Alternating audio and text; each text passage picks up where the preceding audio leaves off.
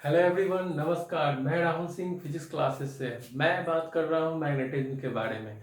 और मैग्नेटिज्म में आज हम लोग पढ़ेंगे बहुत ही important point, magnetic dipole moment के बारे में। मैग्नेटिक डायपोल मोमेंट क्या है उसी के बारे में आज हम लोग बात करेंगे, जो कि अक्सर एग्जामिनेशन में पूछ चुका है और पूछता है। ठीक, फर्स्ट ऑफ ऑल सबसे पहले बात करते हैं कि चुंबकीय द्विध्रुव आघूर्ण क्या है, मैग्नेटिक डायपोल मोमेंट हमारा है क्या, उसी के बारे में बात करेंगे। तो आपको बता दें कि किसी चुंबकीय द्विध्रुव का चुंबकीय आघूर्ण उस बल आघूर्ण के आंकिक मान, उस बल आघूर्ण के आंकिक मान, आंकिक मान मतलब होता है न्यूमेरिकल वैल्यू। न्यूमेरिकल वैल्यू, अब न्यूमेरिकल वैल्यू तो एक नंबर संख्या ही ना है, तो एन से सूचित करते हैं। ठीक है, जो कि हम आपको आगे डीपली बताएंगे। वही चीज जो डिफिनेशन हम बता रहे हैं उसी चीज को हमने यहाँ पे लिखा हुआ है। तो आपको बता रहे थे कि चुंबकीय आघूर्ण जो होगा उस बल आघूर्ण के आंकिक मान यानी कि न्यूमेरिकल वैल्यू के बराबर होता है, जो इस द्विध्रुव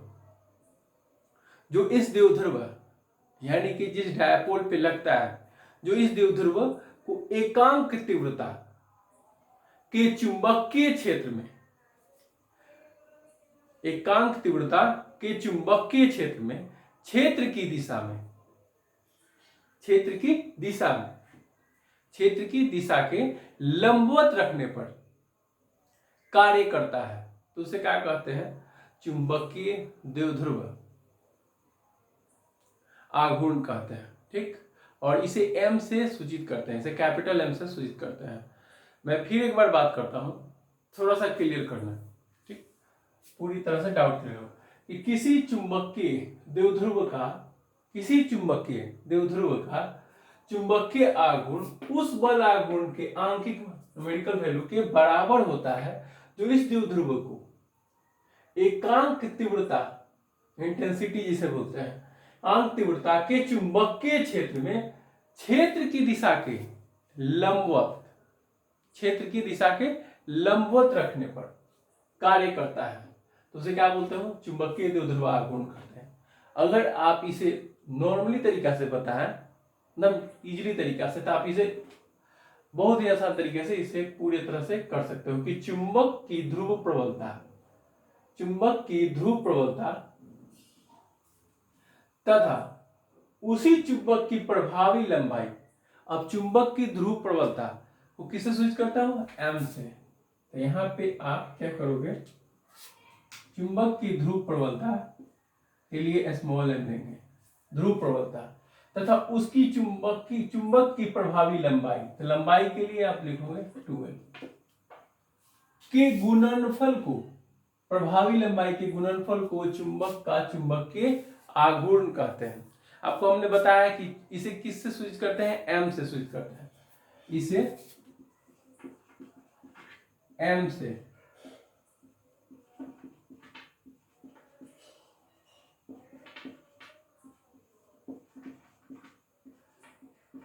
सूचित करते हैं किसे? चुंबकीय द्विध्रुव आघूर्ण को किसे सूचित करते हैं? एम से व्यक्त करते हैं। ठीक, तो हमारा m इजकल टू, फॉर्मूला क्या होता है, बनता है m इज इक्वल टू, क्या कह रहा है? ध्रुव प्रबलता तथा उसी चुंबक की प्रभावी लंबाई। तो ध्रुव प्रबलता के लिए m और उस चुंबक की प्रभावी लंबाई के गुणनफल को, तो गुणनफल के लिए क्या लिखोगे? 2l के गुणनफल को चुंबक का चुंबकीय आघूर्ण कहते हैं। अर्थात m इजकल टू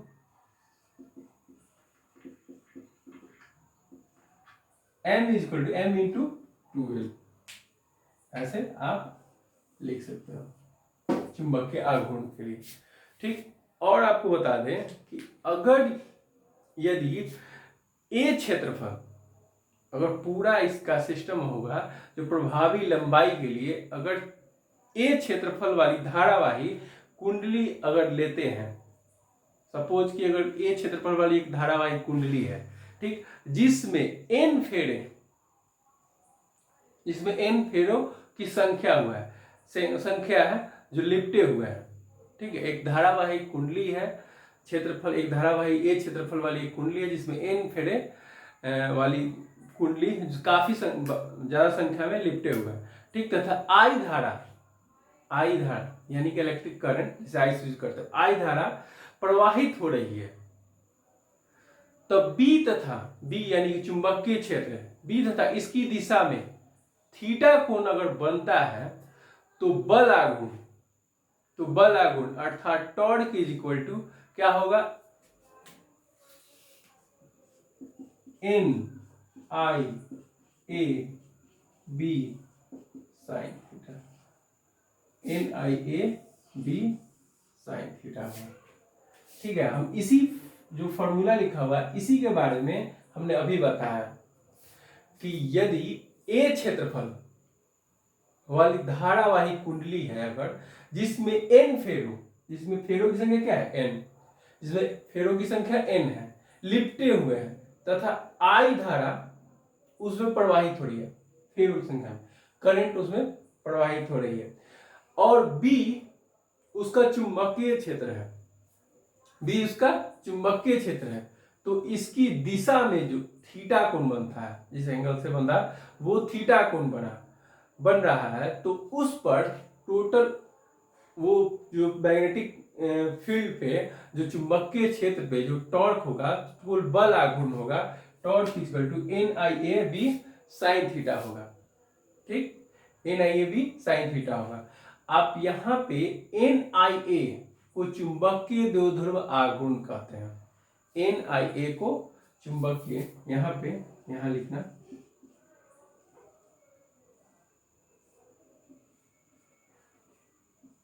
यहाँ एन आई ए चुंबकीय द्विध्रुव आघूर्ण, चुंबकीय द्विध्रुव आघूर्ण है, चुंबकीय द्विध्रुव आघूर्ण कहते हैं, लिख लो कहते हैं, जहां एन आई ए को चुंबकीय द्विध्रुव आघूर्ण कहते हैं, एन आई ए को। ठीक है, अब जब एन आई ए को चुंबकीय द्विध्रुव आघूर्ण कहोगे तो क्या होगा, एम इक्वल टू चुंबकीय द्विध्रुव आघूर्ण किससे सूचित करते हैं, एम से, एम लिखिएगा, एम इज इक्वल टू, अब इसे क्या कहते हैं, चुंबकीय द्विध्रुव आघूर्ण कहते हैं। ठीक है, चुंबकीय एम इज इक्वल टू क्या होगा, एन आई ए।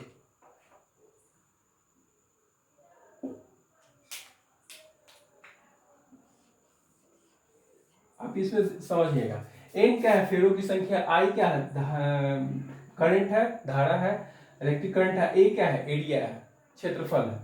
ठीक, तो एम इक्वल टू यानी चुंबकीय द्विध्रुव आघूर्ण इक्वल टू एन आई ए भी होगा। अब यहाँ पे चुंबकीय आघूर्ण एम इंटू 12 भी हुआ, और उस चुंबकीय द्विध्रुव आघूर्ण पर जो बल आघूर्ण लगा तो torque equal to N I A B sine theta होगा। तो ये सारी बातें ध्यान रखने वाली होती हैं।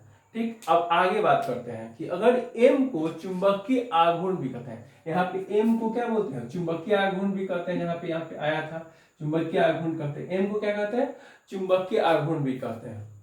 आपको एक बात और बता दें कि वैद्युत द्विध्रुव आघूर्ण को वेक्टर पी से, ठीक है, सूचित करते हैं। फर्स्ट ऑफ ऑल थोड़ा सा और पीछे चलते हैं कि जो चुंबकीय द्विध्रुव आघूर्ण जो होती है वो क्या है, वेक्टर क्वांटिटी है, सदिश राशि है, क्योंकि इस मैग्नीट्यूड के साथ साथ डायरेक्शन भी होता है। लिख लोगे यह एक सदिश राशि, इसी में जोड़ लेना,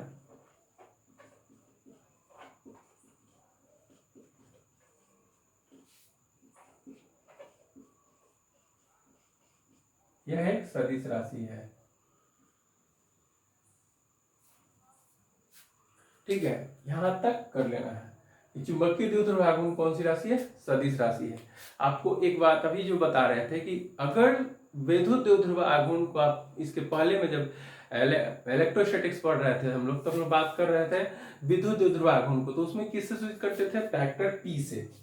थोड़ा सा पीछे चलते हैं, फैक्टर पी से, तो विद्युत द्विध्रुव आघूर्ण, यहाँ पे चुंबकीय द्विध्रुव आघूर्ण, तो विद्युत द्विध्रुव की भांति ही चुंबकीय द्विध्रुव आघूर्ण को हम लोग किससे सूचित करेंगे, वेक्टर एम से।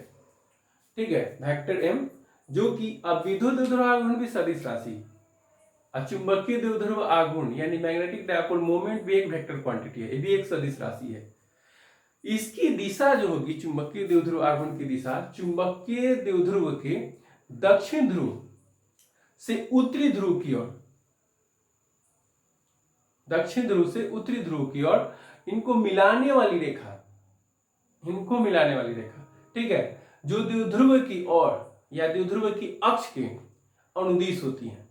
मैं फिर से एक बार बात करते हैं, इसकी जो चुंबकीय जो दिशा द्विध्रुव के दक्षिण ध्रुव से उत्तरी ध्रुव की ओर, ठीक, दक्षिणी ध्रुव से उत्तरी ध्रुव की ओर इनको मिलाने वाली रेखा यानी द्विध्रुव के अक्ष के अनुदिश होती है।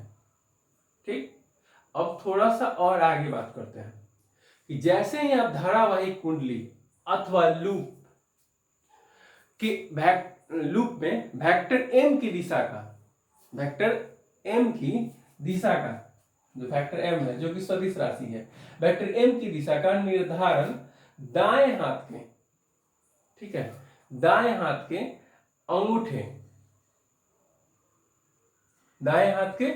अंगूठे के नियम के द्वारा करते हैं या किया जाता है।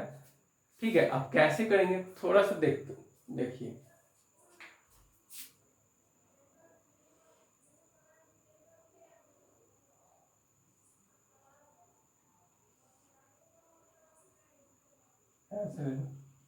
वेक्टर m, वेक्टर b, यहाँ पे क्या टॉर्क, ये वेक्टर पॉइंट,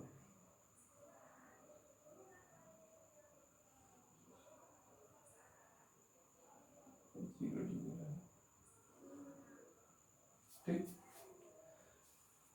दक्षिणावर्त या आप अभी आपको बता रहे थे इस पॉइंट पे, इसी पॉइंट पे जो अभी बताया ना हमने कि जैसे आप निर्धारण करिएगा इस विद्युत द्विध्रुव आघूर्ण का निर्धारण करिए जिसकी धारावाहिक कुंडली पे या लूप पे, उस पे लूप के धारावाहिक कुंडली अथवा लूप के वेक्टर m की दिशा का निर्धारण दाएं हाथ के यानी दाहिने हाथ के पेंच नियम, अब पेंच नियम ऐसे ये ऊपर जा रहा है, देख रहे हो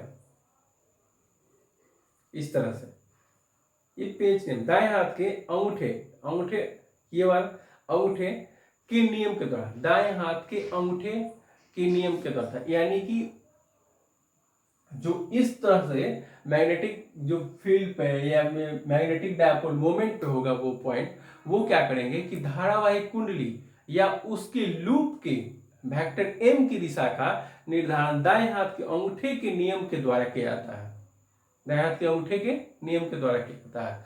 ठीक है, और इसी प्रकार यदि दाएं हाथ के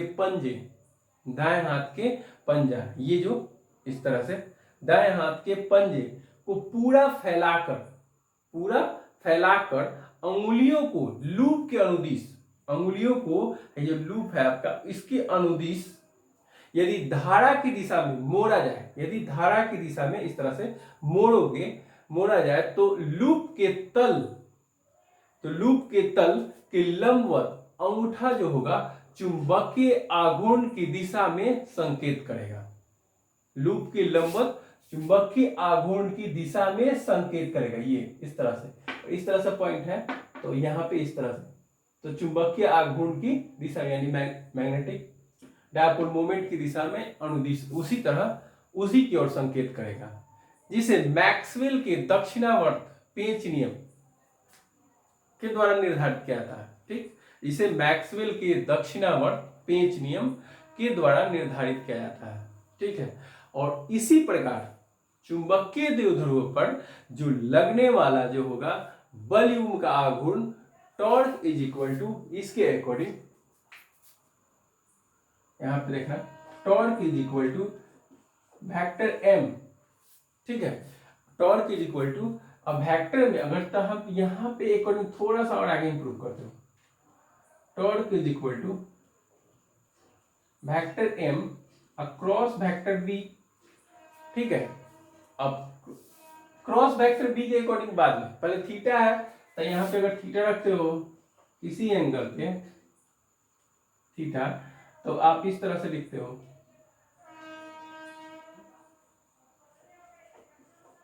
mb sin theta, torque equal to mb sin theta. अब जैसे इसे क्या करेंगे, इसे मत लीजिए, अब इसे क्या करोगे वेक्टर में इसे मिटा देते हैं, जल्दी से नोट कर लीजिए। ठीक है, torque equal to mv sin theta. अब वेक्टर रूप में लिखने पर, in form of this vector form में लिखने पर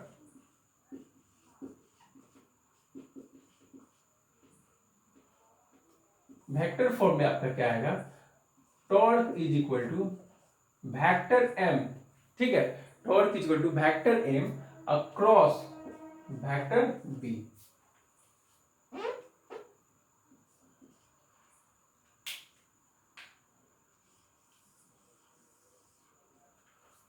ठीक, torque is equal to vector m cross vector b।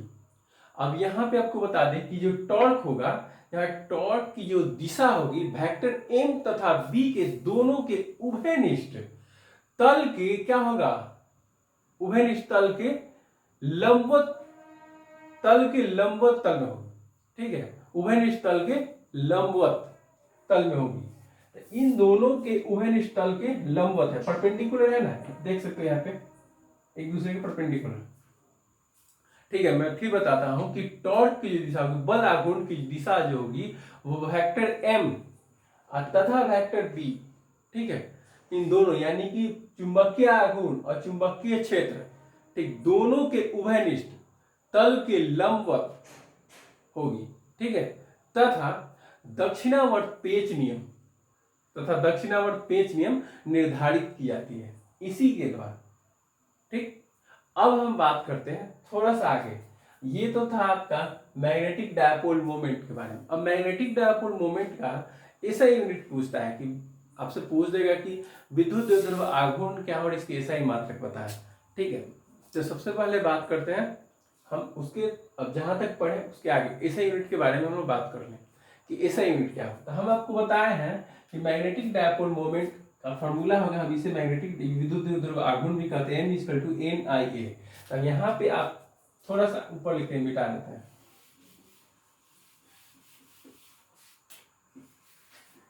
आप लिखे थे m इक्वल टू NIA, ठीक है, m इक्वल टू NIA, यहाँ पे लिख लेना SI unit, m equal to NIA। अब NIA जानते हो कि n क्या है, न्यूमेरिकल वैल्यू है, तो न्यूमेरिकल वैल्यू अगर कोई भी संख्या है तो उसका तो यूनिट नहीं होगा। A आपका करंट है और A एरिया है, तो अगर जब ये करंट है तो करंट के लिए ऐसे यूनिट क्या लिखते हो, एम्पियर, और A क्या है, एरिया है, एकांक क्षेत्रफल लगने वाला, तो एरिया है, तो एरिया के लिए क्या लिखते हो, metre square, ampere into metre square. अब ये तो आपका सीधा ऐसा यूनिट हो गया, यानी कि चुंबकीय द्विध्रुव आघूर्ण का ऐसा यूनिट एम्पियर मीटर स्क्वायर। ठीक है, और थोड़ा सा और आगे अगर इंप्रूव करोगे तो इस फॉर्मूले के अकॉर्डिंग भी आप विद्युत द्विध्रुव आघूर्ण का ऐसा यूनिट निकाल सकते हो, torque equal vector m into vector b। तो आप जैसे ही आप लिखोगे इसके अकॉर्डिंग, जैसे एम बी लिखे थे तो साइन 90 पर अधिकतम वैल्यू होता था टॉर्क एम बी, तो यहाँ पे या करके और करके आप दूसरे तरीके से ऐसे यूनिट निकालोगे तो हम लिखेंगे torque is equal to M B. हमको निकालना किसका है, हम लोग पढ़ क्या रहे हैं, विद्युत द्विध्रुव आघूर्ण, विद्युत द्विध्रुव आघूर्ण को एम से सूचित करते हैं, एम इज इक्वल टू, आप क्या लिखोगे, एम इज इक्वल टू, यहाँ पे क्या जाएगा, ये टॉर्क, यहाँ पे टॉर्क होगा ना ऊपर, टॉर्क अब बाई नीचे जाएगा बी, टॉर्क बाई बी, यानी कि बल आघूर्ण बाई विद्युत क्षेत्र, सॉरी चुंबकीय क्षेत्र। अब मैग्नेटिक डायपोल मोमेंट निकाल रहे हो तो इतना फॉर्मूला था, यहां से थोड़ा सा और आगे करते हैं, तो टॉर्क बाई बी अगर लिखे हैं, टॉर्क बाई बी, तो टॉर्क के लिए आपका क्या होता है यूनिट, सबसे पहले यूनिट हम निकाल रहे हैं दूसरे तरीका से कि आखिर है क्या, आता क्या है, ठीक है, तो उतना ही आएगा जितना ही था। तो कैसे, तो टॉर्क आपको बता दें कि क्या होता है यूनिट, न्यूटन मीटर, टॉर्क का क्या होता है, न्यूटन मीटर, और बी मतलब चुंबकीय क्षेत्र, तो चुंबकीय क्षेत्र क्या होगा, न्यूटन बाई एम्पियर मीटर, क्या होगा, न्यूटन बाई एम्पियर और मीटर। देख रहे हो, टॉर्क के लिए न्यूटन मीटर लिखें और चुंबकीय क्षेत्र के लिए न्यूटन बाई एम्पियर मीटर। तो यहाँ पे आप इसको थोड़ा सा और यहाँ पे देखना, तो हमारा न्यूटन मीटर है और नीचे क्या है न्यूटन, और ये एम्पियर मीटर ऊपर चला जाएगा तो यहाँ पे लिखेंगे एम्पियर और मीटर। अब न्यूटन से न्यूटन कैंसिल हो जाएगा, ठीक है, तब बचा क्या एम्पियर मीटर स्क्वायर, एम्पियर ए और एम स्क्वायर, यानी कि आप लिख सकते हो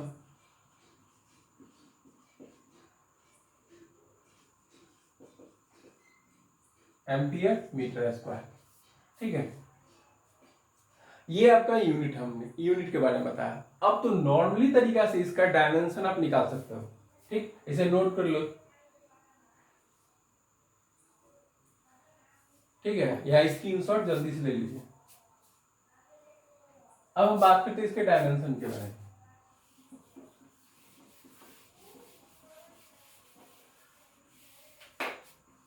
बीमा के बारे में, ठीक है। अब बीमा के अकॉर्डिंग तो नॉर्मली तरीका से जो आसान है उसी को हम लोग लिखेंगे, m equal to N I ए।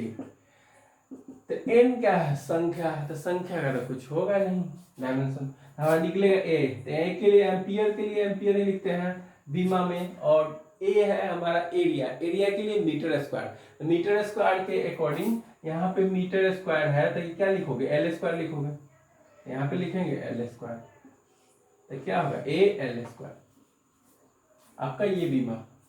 तो हमने आपको बताया चुंबकीय द्विध्रुव आघूर्ण के बारे में। ओके, थैंक्स, धन्यवाद।